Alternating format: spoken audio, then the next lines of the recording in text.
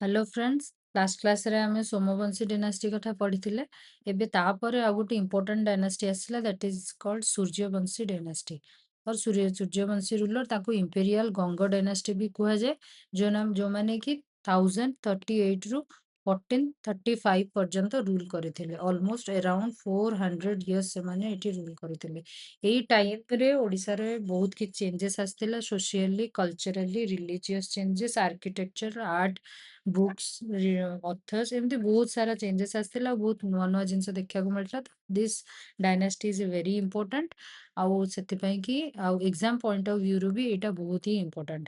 ତ ସେଇଟାକୁ ଆମେ ଟିକେ ଇନ୍ ଡିଟେଲରେ ବେଶୀ ଭଲସେ ଦେଖିବା। ଅନୱାର୍ଡସ୍ ଯାହା ବି ଦେଖିବା ବହୁତ ଇନ୍ ଡିଟେଲରେ ଦେଖିବା, ବିକଜ ୟାଠୁ ଇମ୍ପୋର୍ଟାନ୍ସ ବଢିଗଲା, ଯୋଉଟା କି ଏକ୍ସାମରେ ପଚାରିବାର ଚାନ୍ସେସ୍ ଅଧିକ ଅଛି। ଓକେ, ତ ଆମେ ଦେଖିବା ଯେ ଅପ୍ ଟୁ ଆମେ ଦେଖିଲେ 9th ସେଞ୍ଚୁରୀରୁ 12th century, that is 1110 ପର୍ଯ୍ୟନ୍ତ ସୋମବଂଶୀ ମାନେ ଏଠି ରୁଲ କରୁଥିଲେ। ତାପରେ କଣ ହେଲା, ତାଙ୍କୁ ହଟେଇକି ଯେତେବେଳେ ସୋମବଂଶୀ ମାନେ ଧୀରେ ଧୀରେ କମଜୋର ହବାକୁ ଲାଗିଲେ, ତାଙ୍କ ଜାଗାକୁ ଧୀରେ ଧୀରେ କିଏ ଅକ୍ୟୁପାଏ କଲେ ନା ଇମ୍ପେରିଆଲ ଗଙ୍ଗ ଡାଇନାଷ୍ଟି ବାଲା ନେଲେ। ତ ଇମ୍ପେରିଆଲ ଗଙ୍ଗ ଡାଇନାଷ୍ଟି ବାଲା ତାଙ୍କର ଷ୍ଟାର୍ଟ କଲେ କୁଆଡୁ ନା, ସେମାନେ ଯଦି ଆମେ ଇଣ୍ଡିଆର ମ୍ୟାପ ଏଇଟାକୁ ଧରିବା, ଏଇଟା ହେଲା ଓଡିଶା ରିଜନ। ତ ସେ ପ୍ରଥମେ फाउंडर जी ଥିଲେ, ତାଙ୍କର ଫାଉଣ୍ଡର କିଏ ଥିଲେ, ଯିଏ ଏଷ୍ଟାବ୍ଲିଶ କରିଥିଲେ, ସେ ହଉଛନ୍ତି ରାଜଦେବ वन। ରାଜଦେବ वन ଯିଏ କି ଡିଫିଟ କରିଥିଲେ କାହାକୁ, ରାଜେନ୍ଦ୍ର ଚୋଳ, ଯାହାକୁ ଆମେ କୁଳତୁଙ୍ଗ ବି କହୁ, କୁଳତୁଙ୍ଗ। ହେଲା, ତାଙ୍କୁ ହରେଇକି ସେ କଣ କଲେ ନା, ଫର୍ଷ୍ଟ ଏଇଠି ଗଙ୍ଗ ଡାଇନାଷ୍ଟି ସ୍ଥାପନ କଲେ। ହେଲା, ତାପରେ ଧୀରେ ଧୀରେ କଣ ହେଲା, ସେ ତ ଗଙ୍ଗ ଡାଇନାଷ୍ଟି ଟାକୁ ଷ୍ଟାର୍ଟ କରିଥିଲେ, ବଟ କୁହାଯାଏ रियल सेन्स रे कुहाଯାଏ ଅନନ୍ତ ବର୍ମନ ଚୋଳ ଗଙ୍ଗଦେବ, ଯିଏକି real founder of Ganga dynasty ବୋଲି ଅନନ୍ତ ବର୍ମନ ଚୋଳ ଗଙ୍ଗଦେବକୁ କୁହାଯାଏ। ଆଉ ସିଏ 1077 ରୁ 1147 ପର୍ଯ୍ୟନ୍ତ ରୁଲ କରିଥିଲେ, ଅଲମୋଷ୍ଟ ପାଖାପାଖି 50-60 ବର୍ଷ। ତ ସେ କଣ କରିଥିଲେ ନା, ତାକୁ କୁହାହଉଥିଲା ତ୍ରିକଳାନ୍ଦିପତି।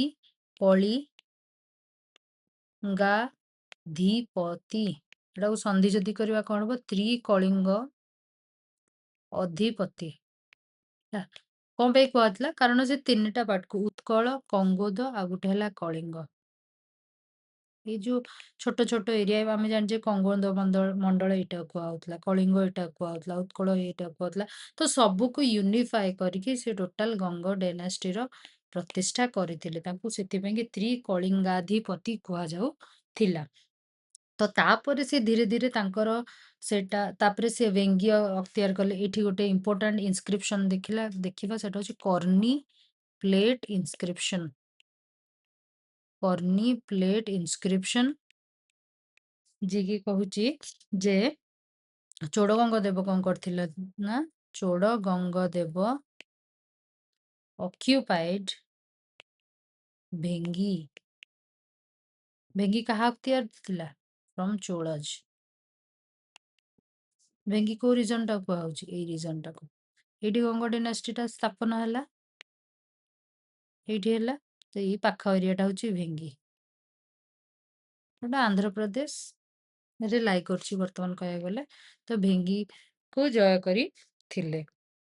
ତାପରେ ନର୍ଥରେ କୁଆଡେ କଣ ଜୟ କରିଥିଲେ, ନର୍ଥରେ ଆରାମ୍ୟ। ଆରାମ୍ୟ କାହା କୁହାହଉଛି, ସେଟା ହଉଛି ବର୍ତ୍ତମାନ କହିବାକୁ ଗଲେ ମଡର୍ନ ହୁଗଲି, ହୁଗଲି ପାଖରେ ଗୋଟେ ଜାଗାଟା ୱେଷ୍ଟ ବେଙ୍ଗଲରେ ଅଛି। ଆରାମ୍ୟ ତାକୁ ଯାଇଥିଲେ। ଆଉ ଗୋଟେ ହେଲା ସୁହମା ଟେରିଟୋରି କୁହାହଉଛି, ଯୋଉଟା କି ବେଙ୍ଗଲ କି ଖାଡି ଆମେ କହୁଛେ, ତାର ଯୋଉ ସମୁଦ୍ରର ତଟବର୍ତ୍ତୀ ଏରିଆ। ତ ସୁହମା ଟେରିଟୋରି। ଆଉ ଗୋଟେ କହୁଛନ୍ତି ରାଧା ଦେଶ। ରାଧା ଦେଶ ବି ସେଇ ୱେଷ୍ଟ ବେଙ୍ଗଲର କିଛି ପାର୍ଟ ଥିଲା। ରାଧା ଦେଶ କୋଉଠୁ ଆସିଥିଲା ନା, ସେତେବେଳେ ଯୋଉ ଆମର ଭକ୍ତିଜିମ ଆସିଥିଲା, କୃଷ୍ଣ କଲ୍ଟ ଆସିଥିଲା। ତ କୃଷ୍ଣ ରାଧାଙ୍କର ଯୋଉ ତାଙ୍କର ଆଇଡେଣ୍ଟିଟିରୁ ଯୋଉ ଏରିଆଟାକୁ, ସେଇଠି ଖାସ କରିକି ରାଧା ଆଉ କୃଷ୍ଣଙ୍କର ବେଶୀ ଭକ୍ତିଜିମକୁ ଗ୍ଲୋରିଫାଏ କରାହେଇଥିଲା। ତ ସେ ଜାଗାଟାକୁ ରାଧା ଦେଶ କୁହାହଉଥିଲା। ତ ଏଇ ଏରିଆ ଗୁଡାକୁ କହିବାକୁ ଗଲେ ସେ ୱେଷ୍ଟ ବେଙ୍ଗଲର ବହୁତ ଗୁଡେ ଏରିଆକୁ ଅକ୍ୟୁପାଏ କରିଥିଲେ। ତ ଆମେ ଯଦି ଦେଖିବା, ଧୀରେ ଧୀରେ ସେ ତାଙ୍କର ସାମ୍ରାଜ୍ୟଟା ଏପଟକୁ ବିସ୍ତାର କରିଥିଲେ। ହେଲା, ବଟ ଏଇଠି ଗୋଟେ ଇମ୍ପୋର୍ଟାଣ୍ଟ ଜିନିଷ ଆମେ ଦେଖିବା, ଏଇଠି ଗୋଟେ ଇମ୍ପୋର୍ଟାଣ୍ଟ ଜିନିଷ ଦେଖିବା, this part ହେଲା, this part not belong to imperial Gangas during Chodaganga ଦେବ ଚୋଡ଼ଗଙ୍ଗ ଦେବଙ୍କ ଟାଇମରେ ଏଇ ପାର୍ଟଟା ଯୋଉଟାକୁ ଆମେ କହୁଛେ କହିବାକୁ ଗଲେ ସେଇଟା କଣ କହୁଛେ Sambalpur plus Sonepur plus Balangir SSB okay ମନେ ରଖ SSB region not belong to Ganga dynasty ତ ଏ କାହା ପାଖେ ଥିଲା ଇଟ୍ ବିଲଙ୍ଗସ୍ ଟୁ କାଳାଚୁରୀ ଡାଇନାଷ୍ଟି ହେଲା ତ ଏଇଠି ଗୋଟେ ଜିନିଷ ଦେଖିଲେ ଯେ ଏଇ ରିଜନଟା ତା ଭିତରେ ନଥିଲା this is out of the Ganga dynasty ଆଉ ସେତେବେଳେ ରାଜୁତି କରୁଥିଲେ କୋଉମାନେ କାଳାଚୁରୀ ମାନେ ଯୋଉମାନେ କି ସେ ମଧ୍ୟପ୍ରଦେଶ ରିଜନରେ ମଧ୍ୟପ୍ରଦେଶ ଛତିଶଗଡ଼ର କିଛି ଏରିଆ ସେ ଅପର ରିଜନରେ ରୁଲ କରୁଥିଲେ କାଳାଚୁରୀ ଡାଇନାଷ୍ଟି ଅଣ୍ଡରରେ ସେମାନେ ଥିଲେ ସେ ଟାଇମରେ ଅନନ୍ତ ବର୍ମନ ଚୋଡ଼ଗଙ୍ଗ ଦେବଙ୍କ ଟାଇମରେ କ୍ୟାପିଟାଲ କଣ ଥିଲା କ୍ୟାପିଟାଲ ୱାଜ କଳିଙ୍ଗ ନଗର ହେଲା କଳିଙ୍ଗ ନଗର ଯୋଉଟାକୁ କୋଉଠି ଅଛି ଏବେ ମଡର୍ନ ମୁଖଲିଙ୍ଗମ ନିୟର ଶ୍ରୀକାକୁଲମ କ୍ଲିୟର ତାଙ୍କ ଟାଇମରେ କ୍ୟାପିଟାଲ ଥିଲା କୋଉଟା କଳିଙ୍ଗ ନଗର ସରିଲା ତାପରେ କୋଉ କୋଉ ରିଜନ ସେ ଜୟ କଲେ କୋଉ ଜାଗାକୁ ଅକ୍ତିଆର କଲେ ତାପରେ ସେ ଆଉ ଗୋଟେ ଇମ୍ପୋର୍ଟାଣ୍ଟ କାମ କରିଥିଲେ ନା ହି ଷ୍ଟାର୍ଟେଡ କନଷ୍ଟ୍ରକ୍ସନ ଅଫ କଣ ବହୁତ ହି ଇମ୍ପୋର୍ଟାଣ୍ଟ ମନ୍ଦିର Jagannath temple that's why he is important why he is important he started construction of Jagannath temple ଯୋଉଟା କି ପରେ ଫିନିଶ କଲେ କିଏ finished by ଅନଙ୍ଗ ଭୀମ ଦେବ ଅନଙ୍ଗ ଭୀମ ଦେବ 3 ହେଲା ଏଇଟା ମନେ ରଖିବ କିଏ ଅନଙ୍ଗ ଭୀମ ଦେବ 3 ହେଲା ତାପରେ ନେକ୍ସଟ ଇମ୍ପୋର୍ଟାଣ୍ଟ ରୁଲର ହେଲେ ଏଇଟା ଜଣେ ଇମ୍ପୋର୍ଟାଣ୍ଟ ରୁଲର ଆମେ ଦେଖିଲେ କିଏ ଅନନ୍ତ ବର୍ମନ ଚୋଡ଼ଗଙ୍ଗ ଦେବ ତାପରେ ଦ୍ୱିତୀୟ ଇମ୍ପୋର୍ଟାଣ୍ଟ ରୁଲର ହେଲେ ଏଇ ଡାଇନାଷ୍ଟିର ଅନଙ୍ଗ ଭୀମ ଦେବ କଣ 3 ସେ 1211 ରୁ 1238 ପର୍ଯ୍ୟନ୍ତ ରୁଲ କଲେ ବହୁତ କମ ଟାଇମ ସ୍ପାନ ପାଇଁ କାମ କରିଛନ୍ତି but Hi was very famous ତାଙ୍କର ଆଉ ଗୋଟେ ନାଁ ବି ଦେଖିବାକୁ ମିଳେ ଅନିଅଙ୍କ Bhima why this difference why this difference in the name because ଆମେ ଯୋଉଠୁ କୋଡିଫାଏ କରୁଛେ କିମ୍ବା ଯୋଉଠୁ ଡ୍ର କରୁଛେ ଇନଫର୍ମେସନ ଗୁଡାକ ସେ ଜାଗା ଗୁଡାକରେ ଅଲଗା ଅଲଗା ଟାଇପର ଲେଖା ହଉଛି ତ ଟାଇମ ଆଉ ତାପରେ ଏଇ ସବୁ ଜିନିଷକୁ ନେଇକି ଆମେ ଅନୁମାନ ଲଗଉଛେ ଏଇ ଦିଟା ସେମ ଥିଲା ଆଉ ତାଙ୍କର ମେ ବି ଏଇ ନାଁଟା ଏଇଭଳିଆ ଥିଲା ତ ଇଜ ଇମ୍ପୋର୍ଟାଣ୍ଟ କାହିଁକି ଇମ୍ପୋର୍ଟାଣ୍ଟ ସେ କଣ କରିଥିଲେ ପଲିଟିକାଲି କେତେ କଣ ପାଇଁ କି ଇମ୍ପୋର୍ଟାଣ୍ଟ କାରଣ ସେତେବେଳେ ଇନଭେଜନ ଥିଲା କାହାର ଇନଭେଜନ ଫ୍ରମ କଣ ନର୍ଥ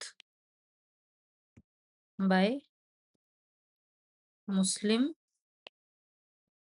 ରୁଲର୍ସ ସେତେବେଳେ ହି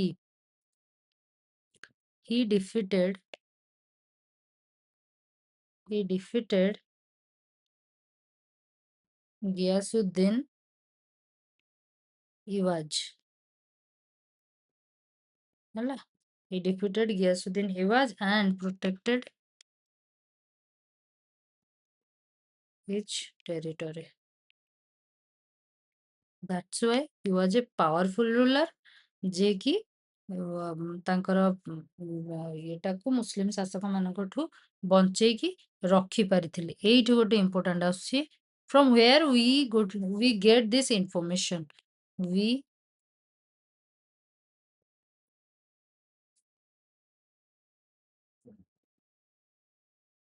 we get this information from କୋଉଠୁ? ଏଇଠି ଇମ୍ପୋର୍ଟାଣ୍ଟ ଆସିଲା, ଚେତେଶ୍ୱର ଇନସ୍କ୍ରିପସନ ହେଲା। କୋଉଠି ଅଛି ସେଟା? କୃଷ୍ଣପୁର ଆମେ କହୁଛୁ, କୃଷ୍ଣପୁର ନିୟର ସାଲିପୁର। ସାଲିପୁର ରସଗୋଲା ଯୋଉ ଆମେ କହୁଛେ କଟକର, ସେଇ ସାଲିପୁର ତା ପାଖରେ କୃଷ୍ଣପୁର ଗୋଟେ ଜାଗା ଅଛି, ଯୋଉଠିକି ଚେତେଶ୍ୱର ଇନସ୍କ୍ରିପସନରୁ ଆମେ ଜାଣୁଛେ ଯେ ମୁସଲିମ ଶାସକ ମାନଙ୍କ ଯୋଉମାନେ ଆଟାକର୍ସ ଥିଲେ ସେମାନଙ୍କ କବଳରୁ ନିଜ ଓଡିଶାକୁ ସିଏ ନିଜ ଟେରିଟୋରିକୁ ସିଏ ପ୍ରୋଟେକ୍ଟ କରିଥିଲେ। ଆଉ ଯୋଉଟା କି ଏଠି କୋଉଠି ଅଛି? କଟକ ଡିଷ୍ଟ୍ରିକ୍ଟରେ। ଓକେ, ଚେତେଶ୍ୱର ଇନସ୍କ୍ରିପସନ ସରିଲା।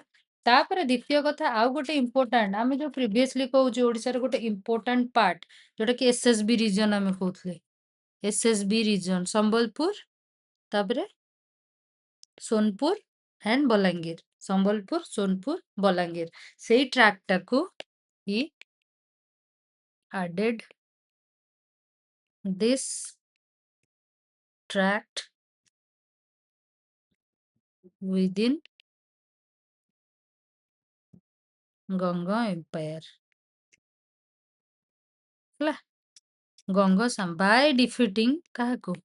ଯୋଉମାନେ ତାର ଅକ୍ତିଆରରେ ଥିଲେ, କି ରଖିଥିଲେ ତାକୁ? କାଳାଚୁରୀ। କାଳାଚୁରୀ ମାନଙ୍କୁ ସେ ଡିଫିଟ୍ କରିକି ଏସଏସବି ରିଜନକୁ ଓଡିଶାରେ ମାନେ ଏଣ୍ଟର କରେଇଥିଲେ ବା ଆଡ କରେଇଥିଲେ। ଆଉ ଗୋଟେ important, during the reign of କଣ? କାହାର? ଅନଙ୍ଗ ଭୀମ ଦେବ।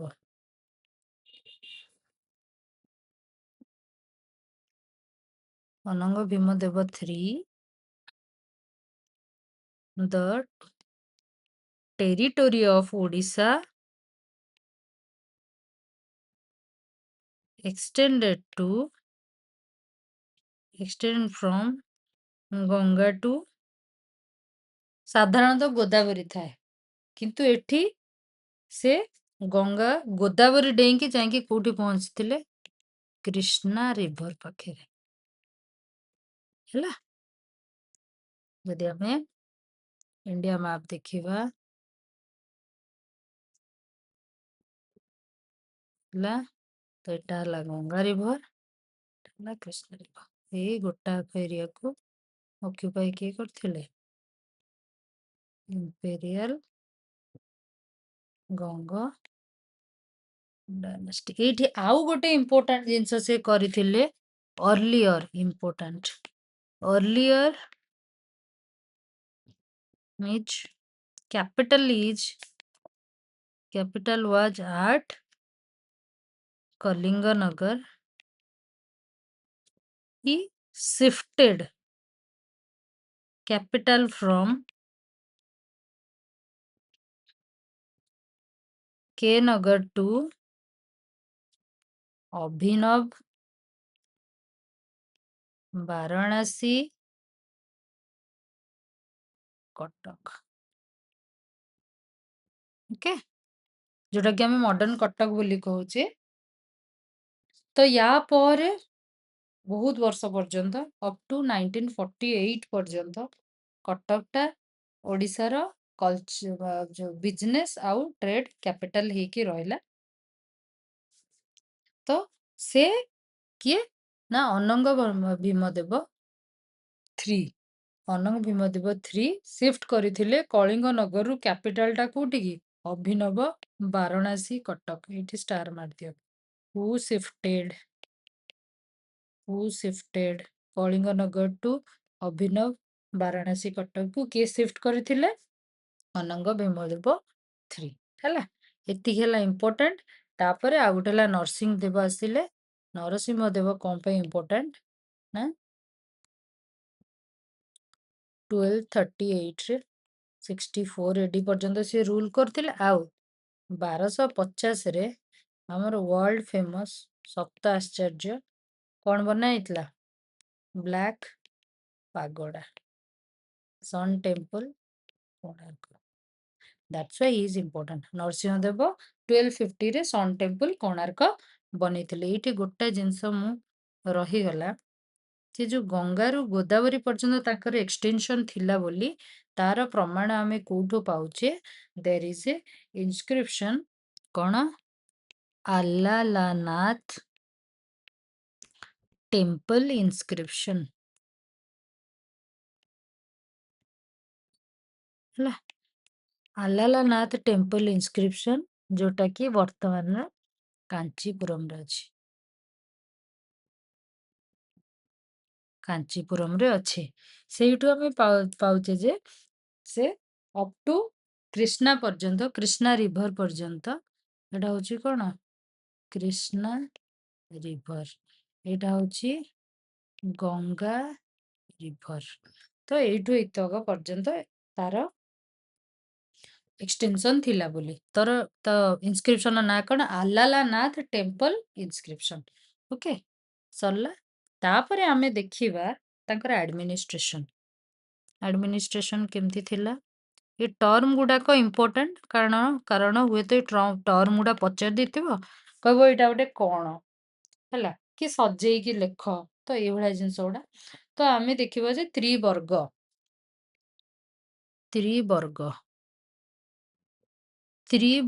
ପ୍ରିନ୍ସିପଲ, ହେଲା, ୟା ଉପରେ ବେସ୍ କରିକି ତାଙ୍କର ଆଡମିନିଷ୍ଟ୍ରେସନ ହଉଥିଲା। ଏ ତ୍ରିବର୍ଗ ହଉଛି ଧର୍ମ ପ୍ଲସ୍ ଅର୍ଥ ପ୍ଲସ୍ ମୋକ୍ଷ। ତାଙ୍କ ଶାସନର ପ୍ରଧାନ ଲକ୍ଷ୍ୟ ଥିଲା ଯେ ଗଭର୍ଣ୍ଣାନ୍ସରେ ଏଇ ତିନିଟାକୁ ଆଧାର କରିକି ଯାହା ବି କରାଯିବ। ତ ସେ ଗଙ୍ଗ ମାନେ ତାଙ୍କର ଯୋଉ ଇଏ ଗୁଡାକୁ ସବୁ ଡିଭାଇଡ କରିଥିଲେ, ଟୋଟାଲ ପ୍ରୋଭିନ୍ସକୁ ଡିଭାଇଡ କରିଥିଲେ ୟୁନିଟ୍ସରେ, ଯୋଉଟା କୁହାଯାଏ ବିଷୟ, ହେଲା। ବିଷୟ ଗୁଡାକ ଦୁଇ ଭାଗରେ ବିଭକ୍ତ କରାଯାଇଥିଲା, ହେଲା, ଖଣ୍ଡ ଆଉ ଗୋଟେ ହେଲା ନାଡୁ। ନାଡୁ ଆଜ ଏକ୍ସପେକ୍ଟେଡ ସାଉଥରେ କୁହାଯାଉଥିବ, ଆନ୍ଧ୍ର ରିଜିୟନରେ ନାଡୁ କୁହାଯାଉଥିଲା। ସ୍ମଲ୍ ୟୁନିଟ୍ ଅଫ୍ ଯୋଉ ଗଭର୍ଣ୍ଣାନ୍ସକୁ ଏଇଟା ଓଡିଶା ରିଜିୟନରେ କୁହାଯାଉଥିଲା, ହେଲା। ତାପରେ ଆଉ ଗୋଟେ ୟୁନିଟ୍ ତାଙ୍କର କଣ ଥିଲା ନା, ସେ ବିଷୟକୁ ସେ ପୁଣି ଭାଙ୍ଗିଥିଲେ କଣ? ପାଞ୍ଚାଳି। ତାକୁ ପୁଣି ପୁଷ୍ୟଗିରି ପାଞ୍ଚାଳି, ଚିଖାଲି ପାଞ୍ଚାଳି, ଏମିତି ସବୁ ଅଲଗା ଅଲଗା ପାଞ୍ଚାଳିରେ ବିଭକ୍ତ କରିଥିଲେ। ଆଉ ଗୋଟେ ପଲିଟିକାଲ ୟୁନିଟ୍ ଥିଲା, ପଲିଟିକାଲ ୟୁନିଟ୍ ତାଙ୍କର ଥିଲା, ଯୋଉଟା କୁହାଯାଉଥିଲା ଭୋଗ, ହେଲା। ତାପରେ ଆସିଲା ଦେଶ, ଦେଶକୁ ଯିଏ ରୁଲ କରୁଥିଲେ ତାକୁ କହୁଥିଲା, ତାର ଯିଏ ହେଡ ମ୍ୟାନ ଥିଲେ ତାକୁ କହୁଥିଲା ଦେଶାଧିକାରୀ। ତାପରେ ଆସିଲା ଦଣ୍ଡପାଠ, ଦଣ୍ଡପାଟ, ସେଇଟା ହଉଛି ଦଣ୍ଡାଧିକାରୀ। ବେଶୀ ଇମ୍ପୋର୍ଟାଣ୍ଟ ନୁହେଁ, ବଟ୍ ଟିକେ ଆଖି ପକେଇ ଦେଇଥା। ତାପରେ ଆସିଲା ମଣ୍ଡଳ, ମଣ୍ଡଳ ହେଲା ମଣ୍ଡଳେଶ୍ଵର, ହେଲା। ତାପରେ ଟାଉନ ଆଉ caretaker of sorry governance on Bai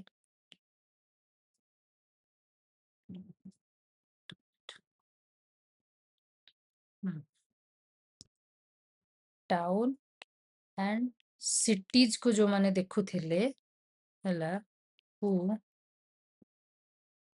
take care, call ତାଙ୍କୁ କଣ କହୁଥିଲା? ମାଜିସ୍ ଆଣ୍ଡ ବିହରଣ, ହେଲା।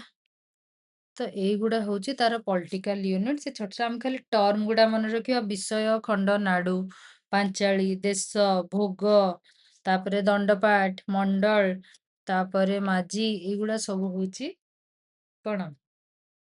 ତାଙ୍କର ପଲିଟିକାଲ ୟୁନିଟ୍। ମାଜିଜ୍ ଆଉ ବିହରଣ ହଉଛନ୍ତି ପୋଷ୍ଟ, ଯୋଉମାନେ ଟାଉନ ଆଉ ସିଟିଜ ର ମାନେ ଯେମିତିକି ଆମେ ମେୟର କହୁଛେ କି କଣ କହୁଛେ, ଯୋଉମାନେ ତାଙ୍କର କେୟାରଟେକର ଥିଲେ କିମ୍ବା ହେଡ୍ ଥିଲେ, head man of town and city, ଯୋଉମାନେ ଗଭର୍ଣ୍ଣ କରୁଥିଲେ, ସେମାନଙ୍କୁ କୁହାଯାଉଥିଲା ମାଜିସ୍ ଆଣ୍ଡ ବିହରଣ। ଆଉ ଏଗୁଡା ସବୁ ୟୁନିଟ୍ସ, ଏଗୁଡା ହଉଛି ତାର ସେ ୟୁନିଟ୍ ଗୁଡାକୁ ଯୋଉମାନେ ହେଡ୍ କରୁଥିଲେ। ତାପରେ ଆଉ କିଛି ଇମ୍ପୋର୍ଟାଣ୍ଟ ଟର୍ମସ୍ ଆମେ ଦେଖିବା, ରେଭିନ୍ୟୁ। କାହିଁକି ମୁଁ ଏଇ ୱାର୍ଡ ଗୁଡା ଏଥିପାଇଁ କହୁଛି, ସେଇଗୁଡାକ ପକେଇଦବ ଆଉ ପଚାରିବ ଯେ ହ୍ୱାଟ ଇଜ ଇଟ୍, ଏଇଟା କଣ? ତମେ ପାଞ୍ଚାଳି ପଚାରିଦବ, ପାଞ୍ଚାଳିଟା କଣ? ଗୋଟେ ୟୁନିଟ୍ କିମ୍ବା ଗୋଟେ ଲ୍ୟାଣ୍ଡ ମେଜରମେଣ୍ଟ ୟୁନିଟ୍, କିମ୍ବା ପାଞ୍ଚାଳି ହଉଛି ଗୋଟେ ସୋସିଆଲ ରିଚୁଆଲ, କି ଏଇଭଳିଆ 3-4ଟା ଅପସନ ଦେଇଦବ। ତୁ କେମିତି କରିବା? ତ ସେଥିପାଇଁ ଜାଣିଥିବା ଦରକାର ଏଇଟା ହଉଛି ଗୋଟେ ପଲିଟିକାଲ ୟୁନିଟ୍, ଯୋଉଟା କି ଗଭର୍ନାନ୍ସ ପାଇଁ କି ଛୋଟ ଛୋଟ ଏରିଆରେ ବିଭକ୍ତ କରାଯାଇଥିଲା। ହଉଛି ଭେଟ। ରେଭିନ୍ୟୁ, ଲୋକମାନେ କୋଉ କୋଉ ୱେରେ ଭେଟ ଦଉଥିଲେ।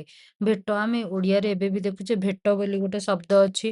ଭେଟ, ବୋଦ, ପାଇକା, ଅହର, ହେଲା, ଆଉ ଗୋଟେ ହେଲା ପରିଦର୍ଶନ। ଏଗୁଡା ହଉଛି ଗୋଟେ ଗୋଟେ ଫର୍ମ ଅଫ ରେଭିନ୍ୟୁ, ଗୋଟେ ଗୋଟେ ୱେରେ ସେମାନେ ରେଭିନ୍ୟୁ ଦଉଥିଲେ। ଇଏ ତ ଗଲା ଯାହା। ତାପରେ ଆସିଲା ସବୁଠୁ ଇମ୍ପୋର୍ଟାଣ୍ଟ, ଆର୍କିଟେକ୍ଚର। ତାଙ୍କ ଟାଇମରେ କଣ କଣ ସବୁ ଆର୍କିଟେକ୍ଚର ବନିଥିଲା, ଏଇଟା ହଉଛି ବହୁତ ଇମ୍ପୋର୍ଟାଣ୍ଟ। ଡବଲ ଷ୍ଟାର ଦେଇଦବା, ଭଲସେ ମନେ ରଖିବା କିଏ କଣ ବନେଇଥିଲେ, ଦ୍ୟାଟ୍ ଇଜ ଭେରି ଇମ୍ପୋର୍ଟାଣ୍ଟ। ହେଲା, ଫାର୍ଷ୍ଟ ଆମେ ଦେଖିଥିଲେ ଜଗନ୍ନାଥ ଟେମ୍ପଲ। ଜଗନ୍ନାଥ ଟେମ୍ପଲ, ତାର ଆର୍କିଟେକ୍ଚର वगैरह ଆମେ ଡିଟେଲ୍ସରେ ଆଉ ଗୋଟେ କ୍ଲାସରେ ଆର୍କିଟେକ୍ଚର ଦେଖିବା। ଏଠି ଖାଲି ଜଷ୍ଟ ଏତିକି ମନେ ରଖ, ଜଗନ୍ନାଥ ଟେମ୍ପଲ କିଏ ବନେଇଥିଲେ, ଷ୍ଟାର୍ଟ କରିଥିଲେ ଚୋଡଗଙ୍ଗ ଦେବ, ଫିନିଶ୍ଡ ବାय ଅନଙ୍ଗ ଭୀମଦେବ 3। ହେଲା, 1 ନମ୍ବର ଗଲା। 2 ନମ୍ବର ଏଠି ଆସିଲା ଗୋଟେ ଚେତେଶ୍ଵର। ମନେ ରଖିବ, ଚେତେଶ୍ଵରଟା ମୁଁ ଚେତକ କଲରରେ ଲେଖିଲି। ଚେତେଶ୍ଵର ଶିବ ଟେମ୍ପଲ, ଏଇଟା କିଏ କରିଥିଲେ? ବାଏ ବିଷ୍ଣୁ। ଇଏ କିଏ ଥିଲେ? Minister of Ananga Bhimadeva, minister of Ananga Bhima Deva. କିଏ? ବିଷ୍ଣୁ ହଉଛନ୍ତି କଣ? Minister of Ananga Bhimadeva, Chateshwar Shiva temple. ତାପରେ ହେଲା ଅନନ୍ତ ବାସୁଦେବ ଟେମ୍ପଲ, ଅନନ୍ତ ବାସୁଦେବ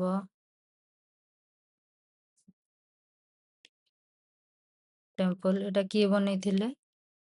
ଚନ୍ଦ୍ରିକା ଦେବୀ, ଚନ୍ଦ୍ରିକା ଦେବୀ। ମନେ ରଖିବ ଫ୍ୟାକ୍ଟ ଗୁଡାକ। ହେଲା, କୋଉଠି ଅଛି ସେଟା ତମେ ଖୋଜିବ, କୋଉଠି ଅଛି ତମେ ଖୋଜିବ। ତାପରେ ତାଙ୍କ ଟାଇମରେ କଣ ହେଇଥିଲା ନା, Bibhishaneshwar temple, not very important, and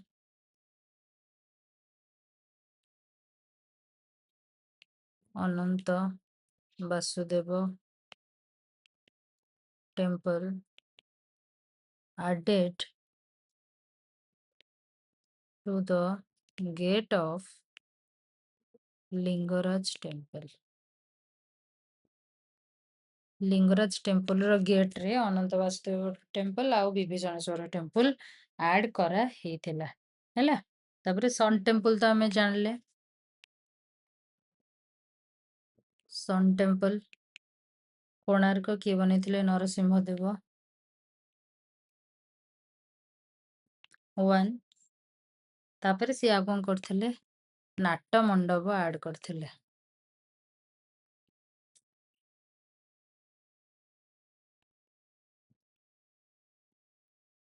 temples. ଏଇଠି ଆଉ ଗୋଟେ ଇମ୍ପୋର୍ଟାଣ୍ଟ ହେଲା ଚୋଡଗଙ୍ଗ ଦେବ।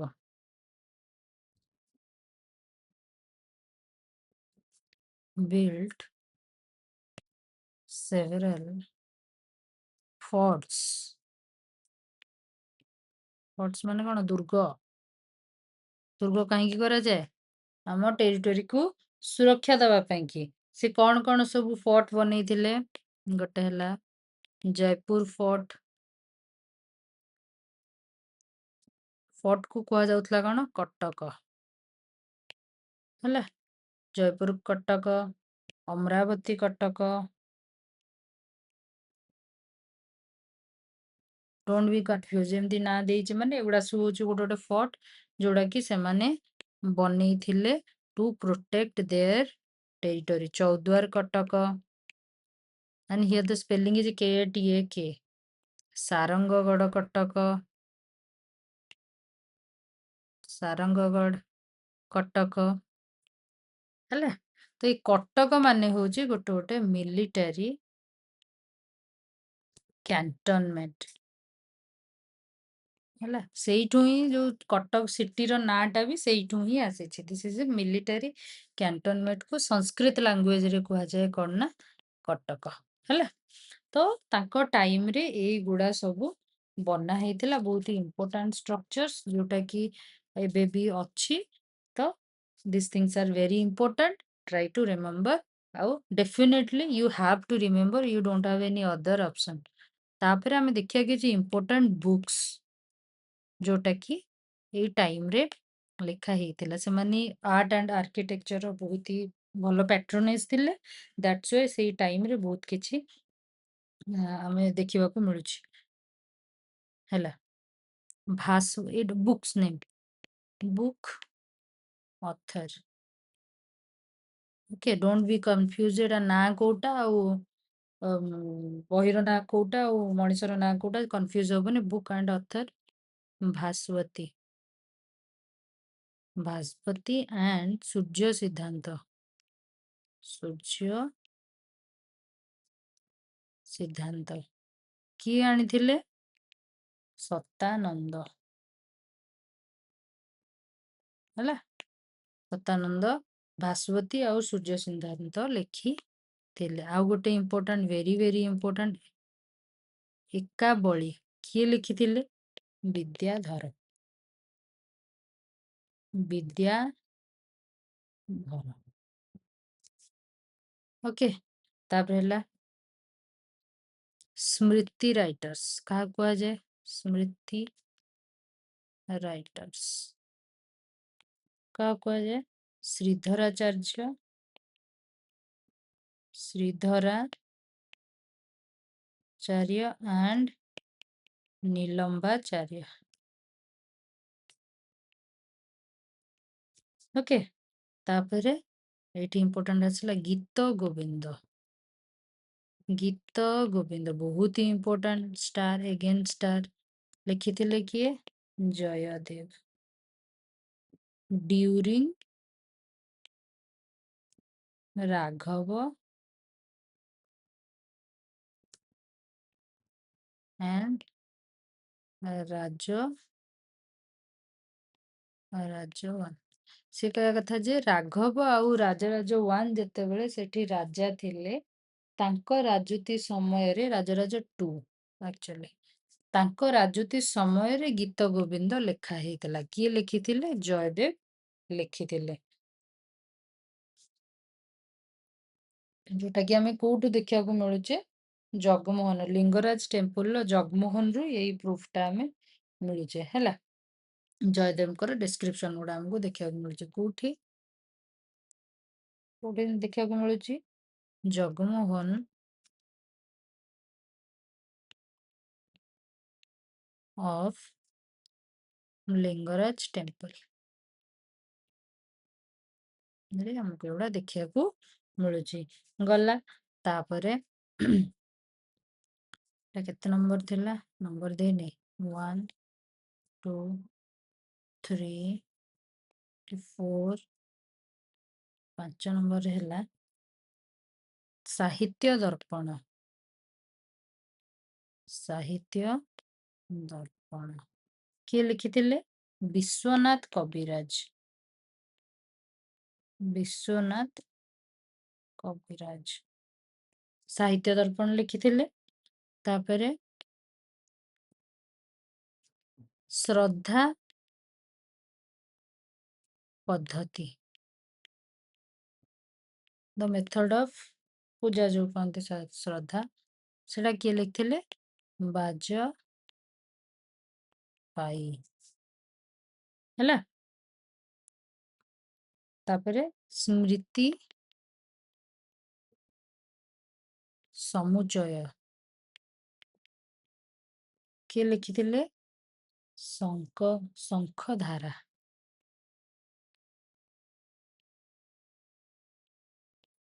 ହେଲା, ଏଇଗୁଡା ସବୁ ଇମ୍ପୋର୍ଟାଣ୍ଟ ବହି ସେ ଟାଇମରେ ଲେଖା ହେଇଥିଲା। ଏଗୁଡା ସବୁ ମନେ ରଖିବ, ଭୁଲିବନି, ଆଉ ବାରମ୍ବାର ମାନେ ରିଭିଜନ କରିବ, ନହେଲେ ଏଗୁଡା ସବୁ ଆମେ ଭୁଲିଯିବା। ଏକ୍ସାମ ଟାଇମରେ ଆମର ମନେ ରହିବ ନାହିଁ। ଆଉ କିଛି ଇମ୍ପୋର୍ଟାଣ୍ଟ ଜିନିଷ ଆମେ ଯଦି ଦେଖିବା ଏଇ ଟାଇମରେ, ତାହେଲେ ଆମେ ଦେଖିବା ଆଉ କେତେଟା ଇନସ୍କ୍ରିପସନ ଇମ୍ପୋର୍ଟାଣ୍ଟ ଥିଲା।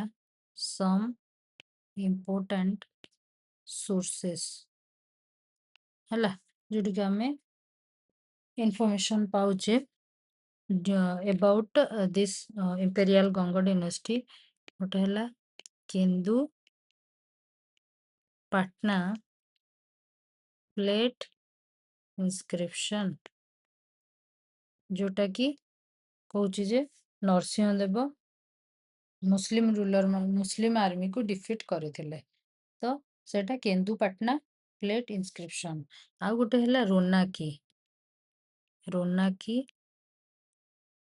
ଇନସ୍କ୍ରିପସନ, ଯିଏ କହୁଛି ଯେ ଟାଇଟେଲ୍ସ ଅଫ ଚୋଡଗଙ୍ଗ ଦେବଙ୍କର କଥା କହୁଛି ଯେ କଣ କଣ ସେ, ଯେମିତି ଆମେ କହୁଥିଲେ ତ୍ରିକଳିଙ୍ଗାଧିପତି, ଆଉ କଣ ସେ ଯାହା ବି ଥିଲା ଚୋଡଗଙ୍ଗ ଦେବ ରୋନାକି ଇନସ୍କ୍ରିପସନ ଜଣା ପଡୁଛି। ଆଉ ଗୋଟେ ହଉଛି ଦୀର୍ଘାସୀ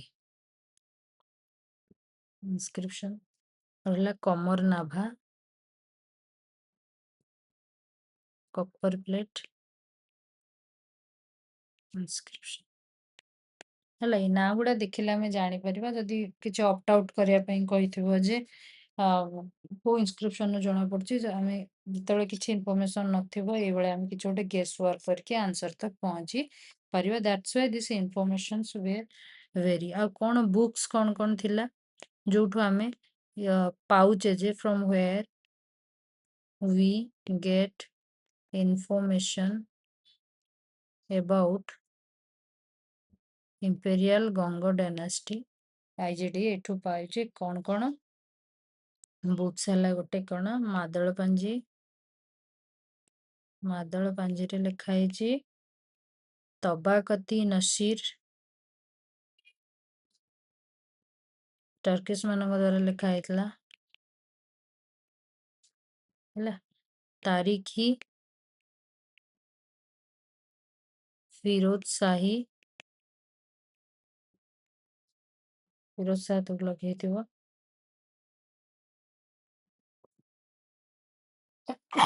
सॉरी, कलिंगा तू पुराण, है किए लिखिं बाय जय मंगदम, माने किए जने साउथ इंडियन लिखिथे जय मंगदम कलिंगा तू पुराण बाय जय मंगदम, है जी की कोर्ट पोएट कार्ड थिले बाय कोर्ट पोएट ऑफ किए कुलतुंग को किए हरैथिले अनंग भीमदेव। तो कुलतुंग को सॉरी राजदेव जी की फाउंडर थिले, से कुलतुंग को हरैकी जो गंग डायनेस्टी रो प्रतिष्ठा करथिले। तो तांको कोर्ट पोएट किए तांको ना जय मंगद, जी की कलिंगातु पुराण रे लिखुचंदी जे इंपेरियल गंग डायनेस्टी थिले, जे की ए करथिले। तो this is all about imperial Ganga dynasty. Again this is very important. आउ तांकर लास्ट रूलर थिले, इठी गोटे मने रखि दबो, ये लिखि दउची गंग डायनेस्टी रो लास्ट रूलर थिले